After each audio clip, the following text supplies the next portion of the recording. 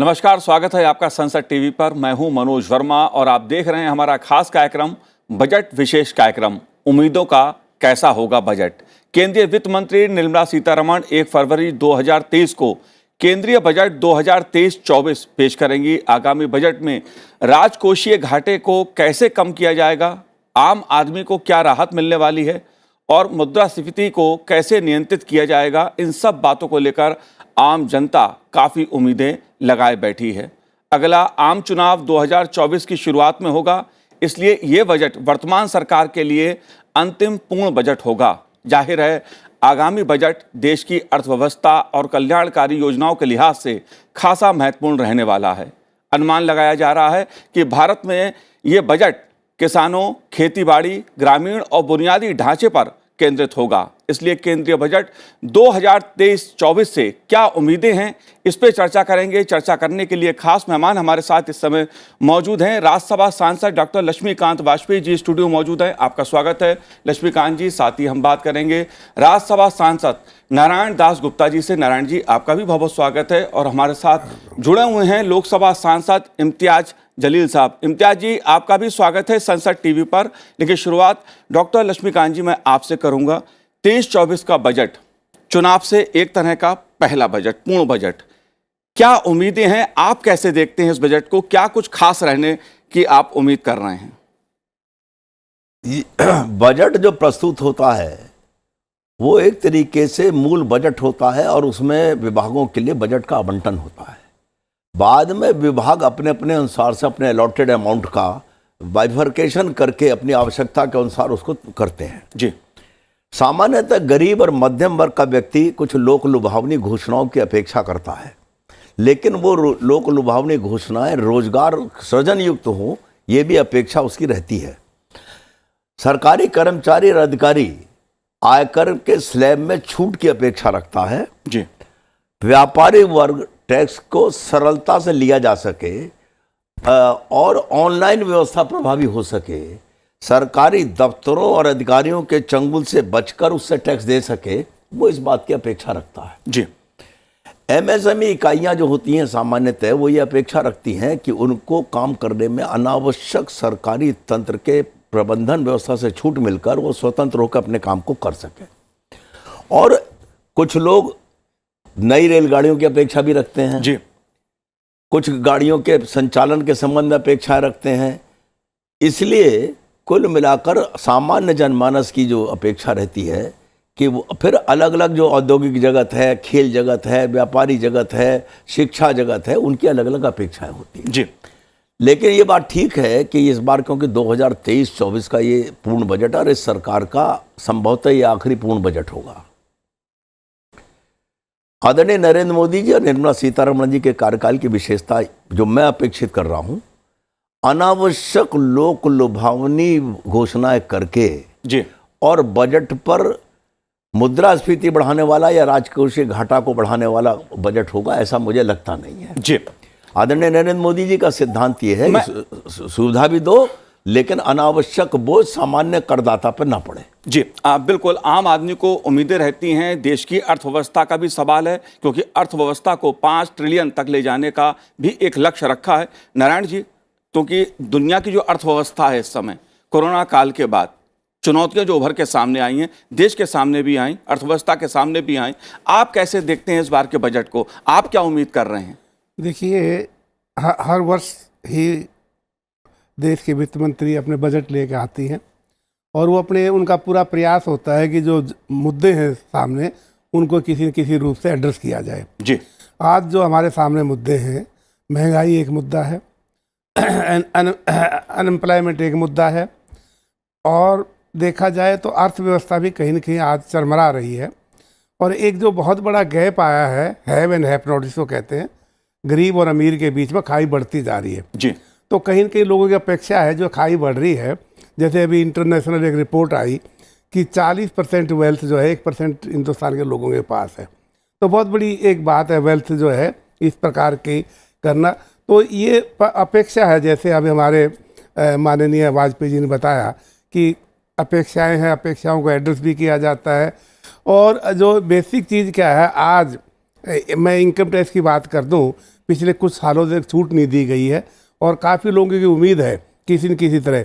एक छूट में दो चीज़ें होती हैं, एक बेसिक छूट होती है जो कि आज हमारे पास 2.5 लाख की है, और एक होती है इंसेंटिव बेस्ड, जी, कि आपको सेविंग के इंसेंटिव दिए जाएं। उसकी छूट जो है अभी एक सेक्शन 80C है इनकम टैक्स एक्ट का, उसमें काफ़ी सालों से 1.5 लाख की लिमिट बंधी हुई है, लेकिन कहीं न कहीं आज के हालात को देखते हुए वो भी बढ़नी चाहिए ताकि छूट मिले और लोगों को सेविंग का एक जो है इंसेंटिव मिले, एक जो है कि ज़्यादा से ज़्यादा सेविंग करें, उनमें छूट मिले तो, और उसमें कहीं न कहीं अर्थव्यवस्था में भी वो उनका सहयोग रहेगा। तो एक तो बेसिक छूट जो है बढ़ानी चाहिए, जो पिछले काफ़ी सालों से पेंडिंग है। क्यों बढ़ानी चाहिए? महंगाई बढ़ गई है, इन्फ्लेशन बढ़ गया, रुपए की वैल्यू बहुत गिर गई है। आज जो है रुपए की वैल्यू इंटरनेशनल देखा जाए, डॉलर जो है 80 से ऊपर ही चल रहा है, कभी 82, 83, कभी ये जो इस प्रकार से, तो रुपए की वैल्यू जो है डेली गिर रही है। इसको ध्यान में रखते हुए बेसिक छूट बढ़ानी चाहिए, जो अपेक्षा है लोगों के, आज ध्यान में केंद्रित। और जहाँ तक है ये जो महंगाई की है, ये भी कहीं न कहीं पाटनी पड़ेगी। जो हैव एंड हैव नॉट में गैप है, जो खाई बन गई है बहुत बड़ी, एक के पास बहुत रुपया है, एक के पास रुपया नहीं है, और इनकम के भी बहुत डिस्पैरिटी है आपस में। इनकम की किसी की कहीं आकाश में छू रही है, कहीं आज देखा जाए 23 करोड़ जो है भारत की गरीबी रेखा से नीचे आ गई है। तो ये एड्रेस इशू होने चाहिए गरीब आदमी के भी। और जो दूसरा हमारा आज जो है शिक्षा में है, आप ये देखिए शिक्षा में हमारे यहाँ इतनी व्यवस्था, इसको जो है कहीं न कहीं गांव के लेवल तक इसको बढ़ाना चाहिए। नहीं तो आज जो है बच्चे ज़्यादा से ज़्यादा विदेशों में पढ़ने जा रहे हैं, तो उसमें क्या होता है, हमारी जो है मुद्रा फॉरेन एक्सचेंज भी रुकती है। और इस प्रकार का शिक्षा क्षेत्र में, हेल्थ में, मेडिकल में भी जो है अपेक्षा है लोगों को कि उसमें ज़्यादा बढ़ाया जाए। इसको लेके जो है बिल्कुल, शिक्षा स्वास्थ्य एक महत्वपूर्ण मुद्दा है, साथ ही देश का बुनियादी ढांचा किस तरह इंफ्रास्ट्रक्चर मजबूत हो, इस पे भी सरकार का फोकस रहा है। पिछले बजट में हमने देखा। इम्तियाज जी, अगर बात पिछले बजट की मैं करूं, तमाम बजट की, तो मोदी सरकार का जो केंद्र रहा है बजट का, खास तौर से गांव, गरीब, किसान रहा है, कल्याणकारी योजनाएं रही हैं। आप कैसे देखते हैं, आप क्या उम्मीद कर रहे हैं इस बार के बजट से? मनोज जी, देखिए, पिछले टाइम के जितने भी बजट है, अगर उसके ऊपर चर्चा करें तो कैप्शंस बहुत अच्छे अच्छे, हेडलाइंस बहुत अच्छे अच्छे, नारे बहुत अच्छे अच्छे लगाए जाते हैं। लेकिन आप खुद समझिए, सोचिएगा, अब क्या है कि एक कहावत है कि मरता क्या नहीं करता है करके, एक भरम ऐसा हो गया था कि हमको तो कोई हरा ही नहीं सकता है करके। अब कुछ राज्यों के अंदर पराभव होने के बाद ये एक आखिरी बजट ऐसा मौका रहेगा कि दोबारा पब्लिक को किस तरह अपने तरफ खींचा जा सकता है, क्योंकि जात धर्म के नाम के ऊपर तो कुछ समय आप लोगों को बना सकते हैं, लेकिन आखिर गरीब आदमी, जो मेहनत कश आदमी है, वो कहता है कि मेरी रोजी रोटी का क्या है, मेरे नौजवान बच्चे के लिए नौकरी का क्या है, महंगाई सर चढ़कर बोल रही है, उसका क्या है करके। तो इस बार का बजट जो है, हम भी यही उम्मीद कर रहे हैं जैसा आप कर रहे हैं कि चूंकि 2024 के अंदर इलेक्शन आने वाला है, फुल बजट अगले साल सरकार नहीं पेश कर सकेगी, लिमिटेड पीरियड का वो बजट रहेगा, इंटरिम बजट रहेगा। तो यही एक मौका है कि लोगों के बीच में जाना है, और 2023 के अंदर बहुत सारे राज्यों के चुनाव है, तो वहां पर भी कुछ झटका ना पड़ जाए करके। तो इस वजह से यही उम्मीद की जा रही है। और जैसा हमारे नारायण दास साहब ने कहा है कि इनकम टैक्स स्लैब जो है, एक ईमानदारी के साथ अगर देखा जाए, मनोज जी, आप खुद एक सरकारी उसके अंदर काम करते हैं, सबसे ज्यादा ईमानदारी से अगर कोई टैक्स भरता है तो आप भर रहे हैं, जो सैलरीड क्लास है, क्योंकि आपके हाथ में पैसा आने से पहले ही सरकार कहती है कि नहीं, इतना तो पैसा मैं अपने जेब में रख रहा हूं, ये मेरा टैक्स मैं आपका काट दे रहा हूं। तो पूरी ईमानदारी से जो मिडिल क्लास, जो सैलरीड क्लास है, तो अपना टैक्स भर रहा है, उसको कहीं ना कहीं कुछ रिलीफ मिलना चाहिए उस ईमानदारी के लिए। साथ ही साथ आज सीनियर सिटीजन्स का क्या हाल है, ये हर अधिवेशन के अंदर हम भी ये मुद्दा उठा रहे हैं। आपको एक उदाहरण के तौर के ऊपर मनोज साहब ये बताना चाहता हूं, और देश ने इसके ऊपर चर्चा करनी चाहिए। ईपीएस 95 की एक स्कीम है, पेंशन की स्कीम है। आपको यकीन नहीं होगा कि हम किस दौर के अंदर जी रहे हैं कि इस स्कीम के अंदर, इस पेंशन स्कीम के अंदर 500 रुपये, 700 रुपये, 750 रुपये महीना पेंशन दिया जा रहा है, ये सीनियर सिटीजन्स के लिए। आप सोचिएगा कि 500 रुपये के अंदर वो कैसा गुजारा कर सकती है। मैंने नाम के साथ बताया पार्लियामेंट के अंदर, और उम्मीद किया था कि इसके ऊपर कुछ ना कुछ सरकार फैसला लेगी करके। उसमें महिलाओं के इनकम टैक्स के बारे में, हम महिलाओं के बारे में कहते हैं कि वुमेन एम्पावरमेंट होना चाहिए, महिलाओं को आगे बढ़ाना चाहिए। आप महिलाओं के लिए और टैक्स बेनिफिट, आप किसानों के बारे में बात करते हैं, कितने सालों से आप किसानों की इनकम आय के बारे में वो कर रहे हैं कि किसानों का जो मेहनत है, जो उसकी पैदावार की कीमत उसको मिलनी चाहिए, वो मिलनी चाहिए, क्यों नहीं मिल रही है? क्या वजह है कि इस देश के अंदर आज भी किसान आत्महत्या कर रहा है? तो ऐसे कई सारे मुद्दे हैं। इंडस्ट्री भी बहुत सारी उम्मीद लगाए बैठी हुई है, मिडिल जी। क्लास उम्मीद लगाए बैठा हुआ है। जो हमारा सबसे इम्तियाज जी। दूसरी एक अहम बात यह है कि हेल्थ जी। केयर एक बहुत इंपॉर्टेंट इशू है मनोज भाई, इम्तियाज जी। कि आज अगर आपके पास पैसा नहीं है तो आप इलाज नहीं इम्तियाज जी, करवा सकते हैं।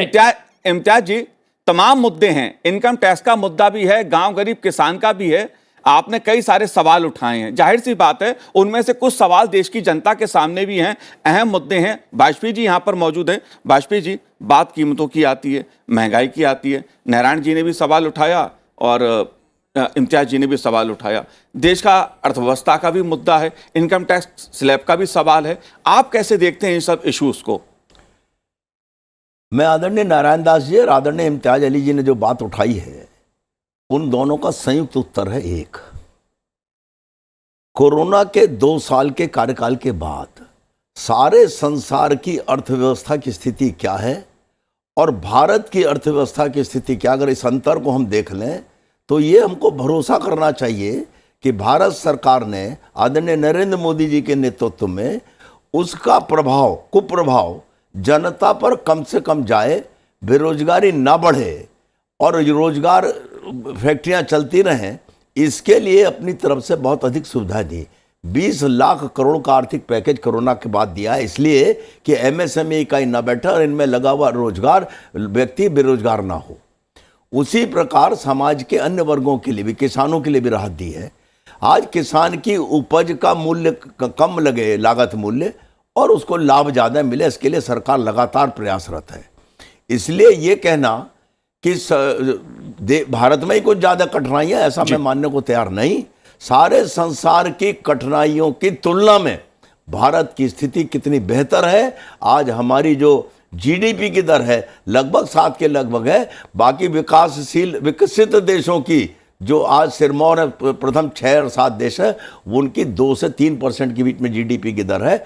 अपने आप में भारत की अर्थव्यवस्था के प्रति, भारत की सरकार के प्रति और आदरणीय नरेंद्र मोदी जी के जो सोचा और जो करा, कुछ कड़वे निर्णय भी लिए, लेकिन वो कड़वे निर्णय जनहित में लिए, देश के हित में लिए। मैं समझता हूँ कि कुल मिलाकर उसी नीति पर बजट रहेगा कि सामान्य जन को सुविधा दी जाए, महिलाओं को और किसानों को सुविधा दी जाए, गरीब मध्यम वर्ग को सुविधा दी जाए, लेकिन ऐसा भी नहीं करना है कि देश की अर्थव्यवस्था बैठ जाए।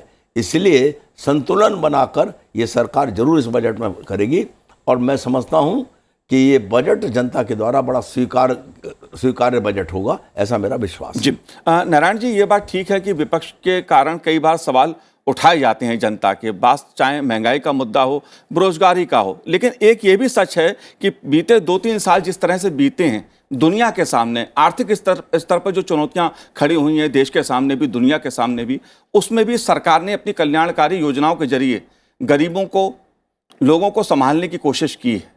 इस पहलू को तो आप मानेंगे? देखिए, ऐसा है, एक मैंने पहले भी कहा था, मैं फिर उस बात को दोहराऊंगा, जो गरीब और अमीर में खाई बढ़ रही है जी, इसका कोरोना से उनकी इनकम कैसे बढ़ गई, उनकी वेल्थ कैसे बढ़ गई इसी पीरियड में, और गरीब नीचे जा रहा है। 23 करोड़ गरीबी रेखा से नीचे चले गए। किसान आप देख रहे हैं सुसाइड कर रहे हैं, आत्महत्या कर रहे हैं, और किसान की इनकम 27 रुपये रोज़ की हो गई है। तो इसको कहीं ना कहीं मुझे उम्मीद है, मैं मानता हूँ कि ये भाई कि कुछ कारण होंगे जिसकी वजह से हुआ है, लेकिन आज लोग जो है इस बजट में 23-24 में उम्मीद कर रहे हैं कहीं न कहीं ये जो मुद्दे हैं, और ये बड़े मतलब जो है मुद्दे हर एक गरीब आदमी के हैं, इस पे कहीं न कहीं सरकार जो है ध्यान देगी। वाजपेयी जी, क्योंकि ये बात नारायण जी ने भी कहा और इम्तियाज जी ने भी कहा, किसान आत्महत्या कर रहे हैं। कहाँ आत्महत्या कर रहे हैं, क्या स्थिति है किसानों? क्योंकि ये सवाल मैं आपसे इसलिए पूछ रहा हूं, आपकी सरकार गांव, गरीब, किसान, उसकी कल्याणकारी योजनाओं पर सबसे ज्यादा फोकस करती है, अपना संकल्प व्यक्त करती है, गरीब का कल्याण भाजपा का संकल्प। क्या कहना है आपका इन 2 मुद्दों पर? इन 2 मुद्दों पर मेरा बिल्कुल स्पष्ट मत है। किसान कहीं भी देश के किसी भाग में भी अगर आत्महत्या करता है तो ये दुखद है, लेकिन आत्महत्या की खबर छपती है अखबारों में, कारण नहीं छपते कभी अखबार में कि क्यों उसने आत्महत्या की। जरूरी नहीं है कि उसका आत्महत्या का कारण कोई आर्थिक कारण हो जी, जरूरी नहीं है कि उसकी आत्महत्या का कारण केवल उसके खेती से संबंधित हो, कोई अन्य कारण भी हो सकते हैं। लेकिन फिर भी इस सरकार ने किसान सम्मान निधि के से उसकी उपज का मूल्य घटाने के लिए एक व्यवस्था दी है 6,000 रुपये साल की। साथ ही साथ किसान को उसकी उपज का पूरा मूल्य मिले, इसकी व्यवस्था भी सरकार ने की। और भाजपा शासित राज्यों में तो ईमानदारी से खरीद हो रही है और किसान को उसकी उपज का पूरा मूल्य मिल रहा। लागत घटी है, मूल्य पूरा मिला है। और जो हमारा लक्ष्य है कि किसान को आय दुगना करना, हम उसकी तरफ तेजी से बढ़े हैं। अब अगर कहीं कोई कठिनाई है तो मेरा इतना ही निवेदन है कि उस कठिनाई के कारण कहीं हमें जानकारी करनी चाहिए। केवल किसान ने आत्महत्या की तो किस कारण से की है, ये भी जनता के सामने आना चाहिए। अपने खेती के कारणों से और अपनी आय के कारण से आत्महत्या का प्रतिशत नाम मात्र का हो सकता है, लेकिन मैं इसको मानने को तैयार नहीं कि किसान केवल आर्थिक कारणों से आत्महत्या कर रहा है। जी, कि अगर मैं बात करूं कल्याणकारी योजनाओं की, सरकार ने किसानों के लिए भी योजनाएं शुरू की, गरीबों के लिए भी योजनाएं तमाम शुरू की हैं। जाहिर सी बात है इन योजनाओं के लिए सरकार को भी पैसा चाहिए होता है। सरकार के खजाने में पैसा होगा तभी वो कल्याणकारी योजनाएं चला पाएगी गरीबों के लिए, किसानों के लिए। इस पहलू को आप कैसे देखते हैं? देखिए मनोज जी, सबसे पहले तो मैं लक्ष्मण जी ने जो सवाल उठाए हैं कि किसानों की जो आत्महत्या हो रही है उसके कारण क्या है करके, हमने कारण समेत लक्ष्मीकांत जी पार्लियामेंट को बताए हैं। और कारण प्रशासन सरकार खुद बताती है कि कितने केसेस जो है वो आपके लोन्स की रिकवरी की वजह से है, उसकी फसल बर्बाद हो गई है उसकी वजह से है, उसको पैसा टाइम के ऊपर नहीं मिल रहा है उसकी वजह से है। और आपका इशारा जिस तरफ जा रहा है कि किसान जो मर रहा है उसके अलग कारण है, तो मैं चाहूंगा कि विस्तृत से आप इस देश को बता दें कि किसान आखिर में क्यों मर रहा है। क्योंकि महाराष्ट्र के अंदर सबसे ज्यादा किसानों की आत्महत्या हो रही है आपकी सरकार है। मैंने आंकड़ों के साथ बताया है कि सिर्फ औरंगाबाद के मराठवाड़ा जो रीजन है, महज इतने रीजन के अंदर 1 जनवरी से लेके 31 नवंबर तक तकरीबन 300 किसानों ने आत्महत्या की। और अगर आप ये कह रहे हैं कि उनके आत्महत्याओं का कारण कुछ और है, क्या वो एंटरटेनमेंट के लिए आत्महत्या कर रहे हैं, इसका आप विस्तृत से देश के किसानों को बता दीजिएगा आपका क्या कहना है करके। विकास कार्यों के बारे में जहां पर आपने बात की है, मैं आपको एक बात बताना चाहता हूं। मैं सेंट्रल गवर्नमेंट की अर्बन डेवलपमेंट कमेटी का सदस्य हूं मनोज भाई, और अभी कुछ दिन पहले हमने बहुत सारे राज्यों का सफर किया। पिछले हफ्ते ही हमने मध्य प्रदेश और तेलंगाना का रिव्यू लिया, हैदराबाद के अंदर जाके पूरी कमेटी की मीटिंग थी। वहां पे प्रधानमंत्री ने एक स्कीम स्टार्ट की है, प्रधानमंत्री स्वनिधि योजना। 10,000 रुपये वो ठेले वाले को दिए जाते हैं। मेरे हिसाब से इन्होंने इसकी पब्लिसिटी करने के लिए कई हजारों करोड़ रुपए तो सिर्फ अपनी फोटो होर्डिंग्स के ऊपर और अखबारों के अंदर लगाने के लिए लगाए हैं। 10,000 रुपये उस गरीब ठेले वाले को मिलते हैं ताकि वो सम्मान के साथ रोड के ऊपर बैठ के अपना कारोबार कर सके। आपको हैरानी होगी, ये अचानक ये जो बैंक्स को आप प्राइवेटाइज कर दे रहे हैं, ये जिम्मा पूरा जो है वो कहते हैं कि स्टेट बैंक ने करना चाहिए। एक्सिस बैंक कितने लोगों को पूरे तेलंगाना के अंदर कितने लोगों को लोन दी है 10-10 हजार रुपए के? मैं अगर कहूंगा तो इसका जवाब लक्ष्मीकांत वाजपेयी जी देना चाह रहे हैं। जी वाजपेयी जी, मैं चाहूंगा आप ही जवाब दीजिए इसका। मैं इस संबंध में ये कहना चाहता हूं कि भारत सरकार की माननीय प्रधानमंत्री की जितनी योजनाएं हैं, खास तौर से तेलंगाना की चर्चा मैं करना चाहूंगा। मैं तेलंगाना में 3 दिन एक विधानसभा में प्रवास करके आया था। तेलंगाना की सरकार और जहां जहां गैर भाजपा शासित राज्य है उनकी सरकार, चाहे वो झारखंड की सरकार हो, उनमें भारत सरकार की योजनाओं को लागू करने में बड़ी लापरवाही की जा रही है। और अगर कर भी रहे हैं तो उसको तोड़ मरोड़ करके कर रहे हैं या अपने नाम से कर रहे हैं। मेरा ये कहना, किसी नाम से कर रहे हैं, भारत सरकार जिन योजनाओं का पैसा दे रही है उन योजनाओं का पैसा उस व्यक्ति तक पहुंचने दें, भ्रष्टाचार से मुक्त होकर पहुंचने दें, तो कहीं कोई दिक्कत नहीं आएगी। जहां तक इन्होंने स्ट्रीट वेंडर वाली बात की है, स्ट्रीट वेंडर को 10,000 रुपये एक ठेले पर काम करने के लिए मिल रहे हैं, और अगर वो ईमानदारी से उसका भुगतान करेगा तो उसको बराबर पैसा मिलता रहेगा। अब आखिर किसी योजना के लिए सरकार ने बनाया, अरे उससे तो अच्छी योजना है कि direct transfer, benefit transfer scheme में भारत सरकार सीधे लाभार्थी के पास पैसा भेज रही है। आदरणीय राजीव गांधी जी ने अपने कार्यकाल में स्वीकार किया था कि 100 रुपए भेजते हैं, 15 रुपए नीचे पहुंचते हैं। आज अगर 100 रुपए भेज रहे हैं तो 100 के 100 रुपए लाभार्थी के हाथ में पहुंच रहे हैं। ये एक परिवर्तन के साथ सरकार काम कर रही है। दूसरी बात, जहां तक किसानों की बात कही है, मैंने ये नहीं कहा कि किसान के बारे में सोचना नहीं चाहिए। इसमें एक बात और, क्या इनकम एक कारण है किसान का आत्महत्या का? इनकम एक कारण है, एक ही कारण नहीं है जी। एक कारण हो सकता है, एक ही कारण नहीं है। लेकिन भारत सरकार ने फसल बीमा योजना लागू की। अगर किसान ने फसल बीमा करा लिया होता और राज्य सरकार को जो अपना अंश देना था वो दिया होता, क्योंकि गैर भाजपा शासित राज्य की सरकारें वो अपना अंश नहीं दे रही हैं, इस कारण किसान को बीमा की प्रतिपूर्ति नहीं हो रही है, या किसान बीमा नहीं करा रहा है, तो कम से कम किसान को भारत सरकार की इस योजना का लाभ उठाना चाहिए। नारायण जी, बस एक आखिरी सवाल मेरा आपसे। यूनिफॉर्म कैपिटल गेन टैक्स का जो मुद्दा है, ये भी काफी महत्वपूर्ण मुद्दा है, इसको आप कैसे देखते हैं? देखिए, ऐसा है, कैपिटल गेन को जब से भी इनकम टैक्स एक्ट में सेक्शन 45 है जो इसको डील करता है, समय समय पर काफ़ी इसमें चेंजेज आती रही हैं। लेकिन ये कहीं ना कहीं जैसे इसको, इस मुद्दे को यूनिफॉर्म कैपिटल गेन सिस्टम आना चाहिए, क्योंकि अलग अलग एसेट्स के लिए अलग रेट बने हुए हैं, अलग अलग छूट बनी हुई है। लेकिन ये मुझे उम्मीद है कि इस बजट में इस इशू को भी वित्त मंत्री, माननीय वित्त मंत्री एड्रेस करना चाहेंगी जी। मैं एक चीज़ और ऐड करना चाह रहा था जी। इसमें, जिस प्रकार से आज जो है अभी बेड लोन करके 12 लाख करोड़ रुपया जो है वो बेड डेट्स में डाल दिया। ये इस तरह के इशू जो है देखने चाहिए। और किसान हत्या कर रहा है क्योंकि वो लोन नहीं रीपे कर पा रहा है। एक तरफ आप इतने लोन छोड़ देते हैं 12-12 लाख करोड़ रुपए, एक तरफ किसान मजबूर हो जाता है हत्या करने के लिए। ये भी कहीं न कहीं इशू को एड्रेस होना चाहिए। दूसरा क्या है, पिछले कुछ सालों में देखा गया है काफ़ी हमारे बिजनेसमैन हिंदुस्तान छोड़ के पलायन कर रहे हैं। वो क्यों कर रहे हैं, क्या कारण है उसका पलायन करने का? ये कहीं न कहीं क्या भय है? ईडी का भय है क्या? सीबीआई का भय है क्या?